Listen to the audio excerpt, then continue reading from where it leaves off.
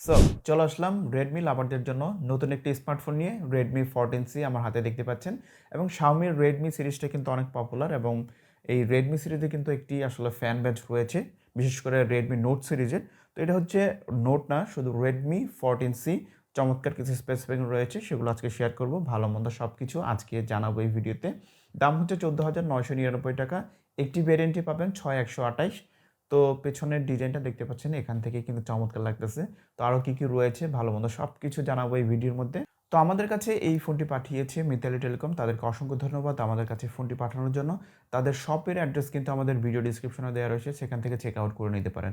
So প্রথমেই যদি আমরা পেছনের ডিজাইনের কথা বলি, ডিভাইসটি দেখতে পাচ্ছেন, দেখতে কিন্তু বেশ চমৎকার লাগতেছে এবং যে ক্যামেরা বাম্পটা রয়েছে দেখতে পাচ্ছেন একদম সার্কেল করা হয়েছে। দেখতে কিন্তু বেশ বড়সড়ই মনে হচ্ছে। দেখতে বেশ ভালোই লাগতেছে এবং এটা কিন্তু ট্রেন্ড চলতেছে এখন। এবং পেছনে কিন্তু প্লাস্টিক ব্যবহার করা হয়েছে গ্লসি টাইপের। কিছুটা ফিঙ্গারপ্রিন্ট লেগে যাচ্ছে, তো রিকোয়েস্ট থাকবে এটার সাথে যে কাভারটা রয়েছে সেটা ব্যবহার করবেন। এবং একদম নিচে ব্র্যান্ডিং করা রয়েছে রেডমির। তো বেশ বড়সড় ফোন এবং এটি স্কোয়ার টাইপের ডিভাইসটি, স্কোয়ার টাইপের বেশ শক্তপোক্তই মনে হচ্ছে দেখে। পোর্টস অ্যান্ড বাটনের কথা যদি বলি, আমরা দেখতে পাচ্ছি একদম নিচে রয়েছে speaker grille type C port এবং প্রাইমারি মাইকটা রয়েছে এবং একদম উপরে দেখতে পাচ্ছি আমরা 3.5 mm হেডফোন জ্যাক রয়েছে। বাট এখানে আমরা সেকেন্ডারি নয়েজ ক্যান্সেলিং মাইকটা নাই এখানে, এবং স্টেরিও স্পিকার নাই, সিঙ্গেল স্পিকার রয়েছে। বাম পাশে রয়েছে সিম ট্রে, যেখানে 2টি সিম কার্ড প্লাস একটি মেমোরি কার্ড ইউজ করতে পারবেন।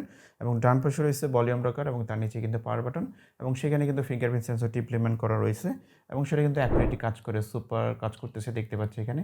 অনেক জোরে প্রেস করতে হয় না, হালকা প্রেস করলেই সেন্সরটি কাজ করে এবং এখানে ভালোই কাজ করতেছে।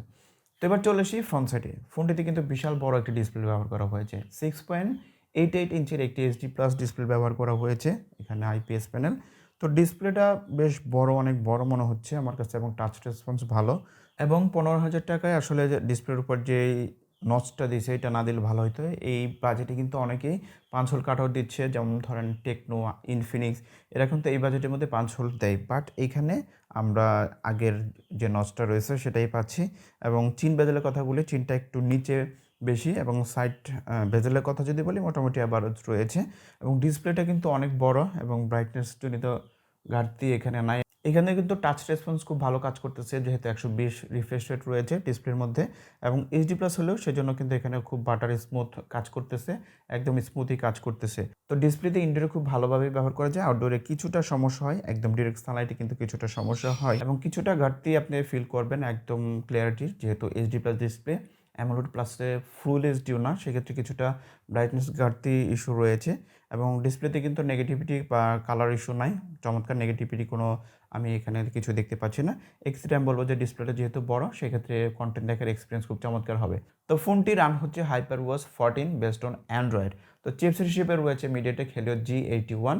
মিডিয়াটেক G81 কিন্তু একটি নতুন চিপসেট এবং এই ফোনেই মানে আরও কয়েকটা ফোনে নতুন ব্যবহার করা হয়েছে। এই চিপসেটটা কিন্তু নতুন একটি চিপসেট, তো এটা দিয়ে কীরকম হয় সেটি আজকে দেখার বিষয়। এবং যে চিপসেটটা দিচ্ছে এই চিপসেট দিয়ে কিন্তু মোটামুটি লেভেলে আপনি গেমস খেলতে পারবেন, একদম হাই গ্রাফিক্সে কিন্তু খেলতে পারবেন না। মোটামুটি আপনি যদি পাবজি প্লে করতে পারবেন, বাট একদম হাই গ্রাফিক্সে খেলতে পারবেন না। স্মুথ গ্রাফিক্সে মোটামুটি খেলতে পারবেন, তারপরেও কিছুটা ল্যাগ করে। বাট তাছাড়া আপনি যদি কল অফ ডিউটি খেলতে চান সেক্ষেত্রে খেলতে পারবেন না। তাছাড়া 2D যে গেমসগুলো আছে এগুলো কিন্তু অনায়াসেই খেলা যায়। এবং র্যামের কথা যদি বলি, 128 বললাম যে 6 জিবি LPDDR4X র্যাম রয়েছে। যেই চিপসেট এবং 6 জিবি র্যাম রয়েছে, 120 হার্টজের রিফ্রেশ রেট রয়েছে, সেজন্য কিন্তু খুব ভালো একটা স্মুথ কাজ করতেছে, এখানে ইউআইটার সমস্যা হচ্ছে না। এবং এমআইয়ের কিন্তু মিউআই জনিত একটা প্রবলেম রয়েছে, পূর্বেও দেখেছি। এবং যে HyperOSটা আমার কাছে মনে হচ্ছে যে একদম সেম ওই রকমই মনে হচ্ছে, শুধু নামটা চেঞ্জ করছে আমার কাছে মনে হয়েছে। যারা মিউআই চালাইছেন Xiaomiর, তাদের কাছে আপনি যদি স্ক্রল বারটা উপর থেকে এই বারটা টানেন সেক্ষেত্রে দেখতে পাবেন যে কিন্তু একদম মিউআইয়ের মতোই মনে হচ্ছে। মনে হচ্ছে যে শুধু নামটা চেঞ্জ করে দিচ্ছে। তো চলে আসি ক্যামেরা সেকশনে। তো আমরা পেছনে 50 মেগাপিক্সেলের প্রাইমারি ক্যামেরাটা পাবো এবং 2 মেগাপিক্সেলের একটি ডেপথ সেন্সর রয়েছে।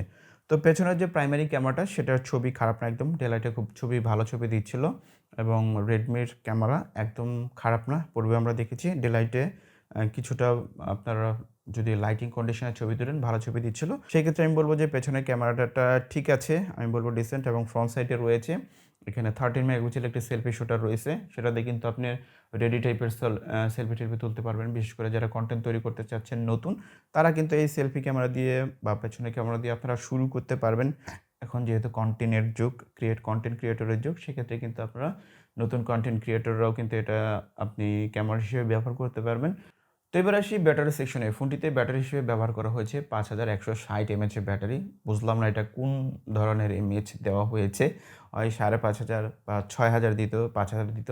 তাই এখানে একটু ভেরিয়েশন আছে এবং চার্জ করার জন্য রয়েছে 18 ওয়াটের একটি চার্জার। ফোনটিকে একবার চার্জ করলে মোটামুটি ভালো আপনি ব্যাকআপ একটি পেয়ে যাবেন 1.5 থেকে 2 দিন যদি নরমালি ইউজ করেন।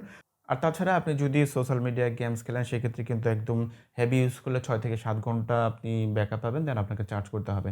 তো এখানে ব্যাটারি ব্যাকআপ ভালো পেয়েছি এবং যেহেতু ডিসপ্লেটা অনেক বড় সেক্ষেত্রে কিন্তু আপনার একটু ল্যাগ আপনার অ্যাপ ওপেন অ্যান্ড ক্লোজিংয়ে কিছুটা সময় লাগে ডিসপ্লে বড়ার জন্য আমার মনে হচ্ছে। ডিসপ্লেটা বড়ার কারণে হইতে পারে এবং ব্যাটারি ব্যাকআপ এখানে ভালো পেয়েছি। তো এবার আসি ভালো মন্দর দিক থেকে যদি ভালোর কথা বলি, ফোনটা অনেক বড়, পেছনের ডিজাইনটা খুবই চমৎকার এবং ট্রেন্ডিং একটা ডিজাইন দেওয়া হয়েছে। ক্যামেরার দামটা অনেকের ভালো লাগতেও পারে এবং ডিসপ্লেটা অনেক বড় সেক্ষেত্রে ভালো আমি বলবো। এখানে আর খারাপের দিকে যদি বলি পরে কিন্তু নয়েজ ক্যান্সেলিং মাইকটা নাই, এটা থাকলে বেটার হইতো এবং এই যে ডিসপ্লের মধ্যে যদি 5 হল কাটআউটটা থাকতো আর একটু বেটার হইতো। এখানে স্টেরিও স্পিকার নাই, সেটাও আমি খারাপ দিক বলবো। এবং বাজেট ওয়াইজ বলতে গেলে এই প্রাইস ওয়াইজ ঠিক আছে এবং ফোনটি যারা কিনেছেন তাদের ইউজার এক্সপিরিয়েন্স শেয়ার করতে পারেন, ভালো মন্দ সব কিছু কমেন্টস করতে পারেন আমাদের এই ভিডিওর নিচে। তো আজকে আর দেরি করবো না, দেখা হবে অন্য কোনো ভিডিওতে। তো আজকে এখানে শেষ করব। Bye bye.